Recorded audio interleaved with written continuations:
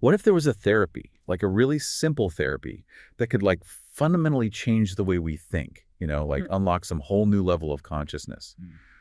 Would we even be ready for that as a society? I mean, think about the ripple effects, like legally, socially, even spiritually. It's a huge question, right? And it's exactly the kind of question that Aminata Diallo tackles in her project, Cartography of Consciousness, legal frameworks for a DMT-enabled society. I was reading about this project. It sounds like it's pretty far out there. Like, is this really something we need to be thinking about now? Well, that's the thing about Diallo's work that I find so compelling is that it's not just, some kind of like far off science fiction. She's looking at the very real potential of DMT therapy becoming mainstream. And she's Hmm. thinking about the practical, legal, and ethical frameworks we would need to navigate that kind of shift in consciousness. Okay, so just for our listeners who might not be familiar, what exactly is DMT? So DMT is short for dimethyltryptamine.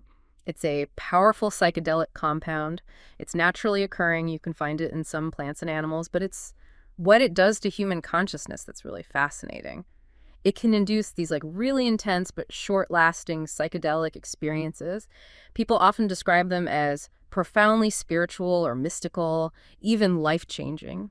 And Diallo is imagining a future where this kind of experience is like widely accessible.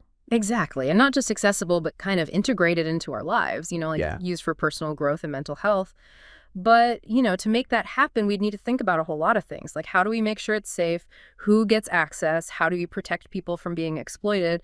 It gets complicated pretty quick. Yeah, it sounds like it. And I think what really struck me about this project is that Diallo isn't just like speculating. She's actually creating these cartographic representations Well, to yeah. map out these different aspects of a DMT-enabled society. The cartography part is really cool, right? It's kind of like imagining a map, but instead of continents and oceans, you're looking at the legal frameworks, the ethical considerations, the shifts in social norms that we might see in a world where DMT is widely used. Yeah. So you can kind of see how all these different things are interconnected. Now, could you give us some concrete examples of like the kinds of legal and ethical challenges that Diallo is mapping out? Sure. One of the biggest is equitable access, right? Like, if this therapy becomes commonplace, how do we ensure that it's available to everyone, not just the wealthy? How do you prevent a scenario where, like, only the privileged few get to benefit from this kind of powerful personal transformation? That's a great point. And what about like the regulatory side of things? I mean, wouldn't there need to be some serious oversight if DMT therapy becomes a whole industry? Absolutely. You would need to have strict safety protocols to make sure the DMT is being administered responsibly, ethical guidelines to prevent abuse or exploitation. And, you have to think about things like informed consent. What does it actually mean for someone to give informed consent before embarking on a journey that could, like, fundamentally change their worldview? I could see how that would be like a legal minefield. And I bet there would be a lot of societal anxiety around all of this too, right? Even if the therapeutic benefits of DMT were like widely accepted. People are always going to be afraid of the unknown, right? Especially when it comes to something as powerful as altering consciousness. Diala's project also explores those potential cultural clashes and, like, what happens when people who embrace altered states of consciousness live alongside those who are, like, deeply suspicious or afraid of them. It's amazing to me how she's able to think about all of this stuff and like really map out these potential futures.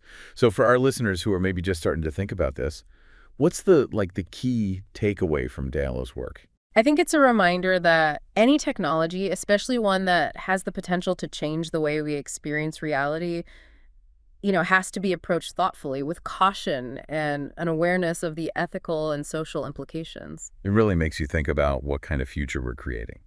So thanks to everyone out there for joining us on this deep dive into Cartography of Consciousness. It's a project that really pushes us to examine our assumptions about, well, just about everything. And if you found this conversation as mind-bending as we did, please do share it with your friends, family, anyone who you think might be interested in exploring these ideas. And who knows, maybe it will even spark some new thinking about the future we want to build. Absolutely.